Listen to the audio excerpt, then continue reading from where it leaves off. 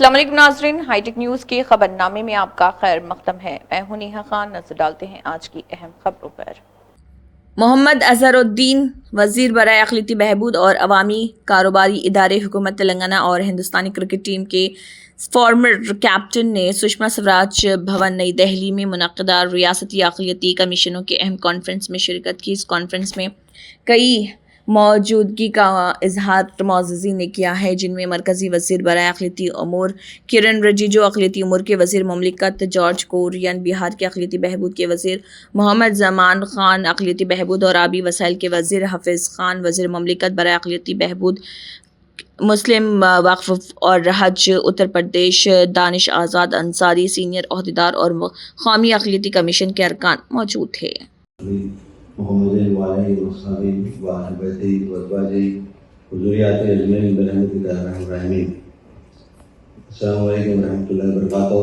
Good morning, नमस्ते, सत श्री अकाल महाराज। एक्सपेक्टेड किरण रिजिजू साहब, रिस्पेक्टेड जॉर्ज कुरियन साहब, रिस्पेक्टेड दानिश अंसारी साहब, रिस्पेक्टेड जमा खान साहब, रिस्पेक्टेड हाफिज़ हसन साहब, रिस्पेक्टेड सेक्रेटरी अलका उपाध्याय साहिबा, रिस्पेक्टेड डॉक्टर अतुल अतिया आनंद साहब, रिस्पेक्टेड बलजीत देसाई साहब, रिस्पेक्टेड नवरी बेगम साहिबा और जितने भी लोग यहाँ पे अलग अलग स्टेट से आए हैं, मैं आपका सबका खैर मकदम करता हूँ। बहुत बहुत पहली बात तो मैं शुक्रिया अदा करूँगा कि नेशनल कमीशन माइनॉरिटीज़ कमीशन का मुझे आपने दावत दी और पिछले प्रोग्राम में मैं आ नहीं सका, माजरत चाहता हूँ, लेकिन आज मैं आया हूँ और मुझे बहुत खुशी हुई। आपका बहुत बहुत शुक्रिया।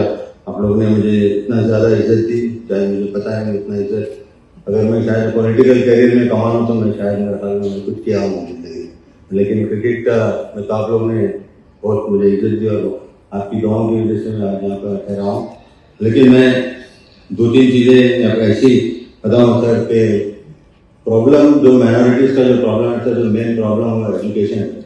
हम एजुकेशन के ऊपर बिल्कुल नज़रअंदाज करते हैं और बिल्कुल हम आगे बढ़ने की कोशिश नहीं करते हैं हम करने, क्योंकि ये जब से सर आपने इस ओहदा लिया है माइनॉरिटीज़ का, किरण रिजिजू साहब, अपने काफ़ी मशक्क़त की और काफ़ी मेहनत की, लेकिन आपकी जो मेहनत है ज़रूर इंशाअल्लाह रंग लाएगी आगे चल के। बट लेकिन जहाँ पे मैं जो पॉलिसीज जो बनते हैं सर, उसमें क्या होता है सर, वो पॉलिसीज बन जाते हैं बट लेकिन ग्राउंड लेवल पे आने के लिए बहुत वक्त लगता है सर। तो मेरी आपसे गुजारिश है सर कि पॉलिसीज बहुत अच्छे बनते हैं बट लेकिन ग्राउंड लेवल पे आते नहीं है, क्योंकि जब तक ग्राउंड लेवल पे आएंगे, जब तक आप ग्राउंड लेवल पे नहीं करेंगे तो रिजल्ट नहीं होगा। क्योंकि यहाँ पे मैं कितना भी ठहर के कहूँ एज ए क्रिकेटर भी मैं 100 बनाना चाहता हूँ, लेकिन जब तक मैं ग्राउंड पे नहीं जाऊँ 100 नहीं बना सकता, मैं 90 ठहर के 100 नहीं बना सकता।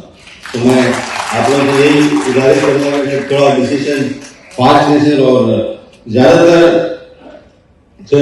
जो प्रॉब्लम जो हो रही है वो हमें यहाँ पे सिक्योरिटी, जो माइनॉरिटीज़ की सिक्योरिटी में पूरे माइनॉरिटीज़ के हक में बात कर रहा हूँ। लेकिन तेलंगाना के लिए नूरा में तेलंगाना तो मैं चाहूँगा कि तेलंगाना में सबसे ज़्यादा माइनॉरिटीज़ का डेवलपमेंट हो, बट लेकिन मैं पूरे माइनॉरिटीज़ के उसमें हक में बात कर रहा हूँ सर, क्योंकि आप लोग ने देखे जो जैसा कि भाई ने कह रहा था कि आसाम के बारे में गए थे, बट लेकिन मैं बंगाल में काफ़ी एक्सटेंडेड तरह से मैं बंगाल में जाऊँगा। आपकी सरकार आई है, पहली बात मुबारकबाद दूंगा, लेकिन आपसे उम्मीद करेंगे सर जो वहाँ के जो माइनॉरिटीज है सर, जो रहते हैं बहुत कंडीशन उनका बहुत खराब है सर। अगर आप कभी उधर जाके अगर देखेंगे, अगर चक्कर लगाएंगे सर, क्योंकि आपको पता चलेगा कि सर कितना डिफिकल्ट और कितना टफ सिचुएशन में पूरा रहते हैं। और जहाँ तक कि ये तो एक बात है, बट सिक्योरिटी का तो बहुत प्रॉब्लम हो रहा है। जो माइनॉरिटीज को बिल्कुल आपको सिक्योर करना पड़ेगा सर, क्योंकि अगर आप जब देखेंगे तो सर जितने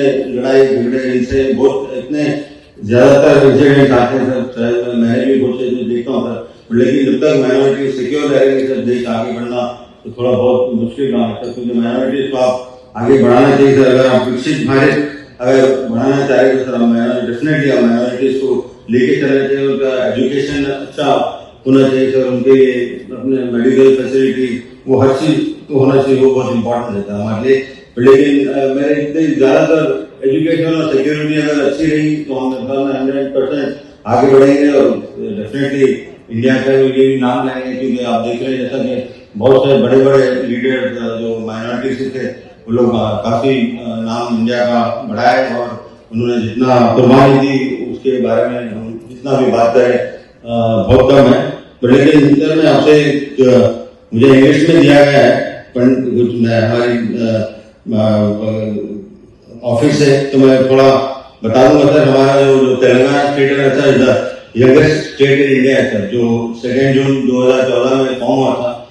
लेकिन इसमें डाइवर्स कम्युनिटीज है, इंक्लूडिंग मुस्लिम है, क्रिश्चियन है, जैन भी है, सिख है, बुद्धिस्ट है, पारसी है, और वो पूरे notified as religious minority in Telangana में सर। पर लेकिन जो सेंसस जो पुराना जो 2011 का जो सेंसस था, आज माइनॉरिटी का जो पॉपुलेशन है तेलंगाना में 14.2% है। और जब से तेलंगाना गवर्नमेंट फॉर्म हुई है तो फॉर्मली हम लोग कमिटेड है कि educational, economic, social and institutional empowerment of minority communities को हम लोग one of the most transformative flagship initiative of the state is the Telangana minority residential education institution society. Under Timrij, the government has established 205 residential education institutions providing free quality education, boarding, lodging and healthcare and holistic support to more than 1 lakh students from minority communities. Several Timrij institutions have emerged as centers of excellence, producing outstanding academic results and enabling nearly 15,865 students to secure admissions into premier institutions such as IITs, medical colleges and other reputed universities across the country. So the Telangana model of minority education empowerment has gained national recognition, and even it has the ministry also has appreciated Telangana's efforts and recommended other states to adopt similar models for minority welfare. In addition sir, जो हमारे जो CM है एकदम बहुत robust CM है रेवंत रेड्डी साहब, उन्हें बिल्कुल माइनॉरिटी से जितने काम हमारे गवर्नमेंट आने के बाद किया, चाहे मेरे ख्याल में तेलंगाना में और आंध्र प्रदेश में जो पहले जो थी वहाँ पे इतना काम हुआ, उन्होंने बिल्कुल माइनॉरिटीज के बारे में बहुत सोचते हैं और हर बार सबसे ज्यादा वो माइनॉरिटीज में वुमेन एम्पावरमेंट के ऊपर काम कर रहे हैं। और जो जितना उन्होंने माइनॉरिटीज के लिए आज डिसीजन दिए जो भी कर रहे हैं, तो मैं उनका भी बहुत बहुत शुक्रिया अदा करूंगा। जो सीएम साहब रेवंत रेड्डी साहब, उन्होंने एक बहुत रोबस्ट चीफ मिनिस्टर है, वो बिल्कुल अलग तरीके की सोचते हैं कि हर बार तेलंगाना स्टेट को आगे बढ़ाना चाहते थे। और आप लोगों ने देखा है कि हम लोग जितने जैसा विकसित भारत के बारे में हमारा भी तो तेलंगाना राइजिंग है, हम भी चाह रहे थे 2047 तक $3 ट्रिलियन की इकोनॉमी हम करेंगे। तो ये सीएम साहब का ख्वाब है, इंशाल्लाह काम जरूर होगा सर, हम पूरा सपोर्ट करेंगे। और एडिशन जो तेलंगाना के जो माइनॉरिटी स्टूडेंट है हाई एजुकेशन भी पढ़ते हैं, तो उसमें सीएम स्कॉलरशिप स्कीम भी है, supporting studies in countries such as USA, UK and Germany, welfare initiatives such as Shadi Mubarak and various upskilling and skill development programs have also brought significant socio-economic transformation within minority communities. At the same time, while the state government continues to provide reimbursement of tuition fees and maintenance support for eligible minority students, the discontinuation of pre-matric scholarship by the central government has adversely affected a large number of economically weaker minority students during their school education. Sir इसके ऊपर थोड़ा गौर करेंगे sir, कभी आपको मौका मिलेगा तो मेरे ख्याल में ये बहुत फायदेमंद होगा माइनॉरिटी मैट्रिक के स्टूडेंट के लिए सर। बट इसके बारे में थोड़े चीज ऐसे हैं सर जो मैं रिक्वेस्ट करना चाहूँगा, हम्बल रिक्वेस्ट करना चाह रहा हूँ माइनॉरिटी कमीशन को और आपकी मिनिस्ट्री को सर, स्पेशली आपको सर ये रिवाइव सर 2-3-4 पॉइंट्स है सर।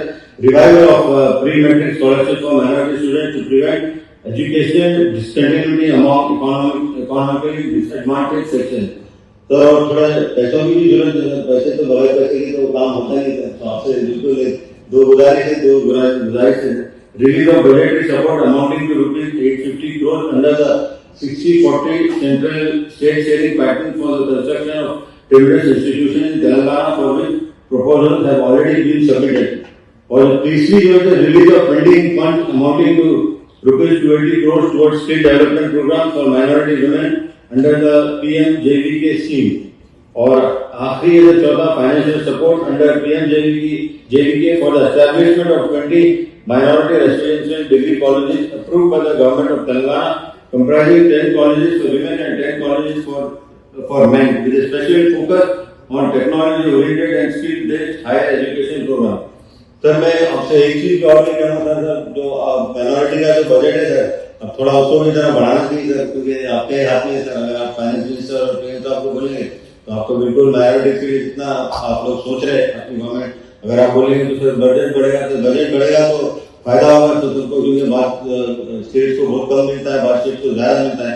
अगर एक यूनिफॉर्मिटी से अगर बजट मिलेगा सर तो स्टेट के लिए बहुत फायदा होने वाला है। मैं 100% उम्मीद करता हूँ और मैं बिलीव करता हूँ कि आप इसमें जरूर इस पर गौर करेंगे। और मैं आपका एक तरह से शुक्रिया अदा करूँगा, आपने सऊदी अरब भी 2 बार जाके आए थे और जो हज जो फैसिलिटी जो आप लोग दे रहे सर उसका भी मैं वो करूँगा सर, उसकी बहुत दाद असर पड़े। लेकिन एक और एक जो हमारा जो डिग्निटरी जो जाते हैं सर, इससे पहले जैसा कि मैं 2 दिन पहले आपसे मिला था, उसके बारे में फिर डिस्कस करना था सर। अगर वो भी अगर कर सकेंगे सर उसको, अगर मैं ऐसा नहीं कहूँगा कि सर 40-50 लोग जाए, अगर आप जो भी जिसको भी डिसाइड करेंगे सर, अगर 5 या 10 लोग भी जाएंगे सर, उससे क्या बोलते हैं सो फायदा होगा सर। अपने अंसारी साहब है, तो अंसारी साहब तो आप वो भी चाहेंगे कि ऐसा करेंगे, तो उससे भी अगर आप गौर करेंगे तो उसका भी बहुत बहुत शुक्रिया अदा होगा सर।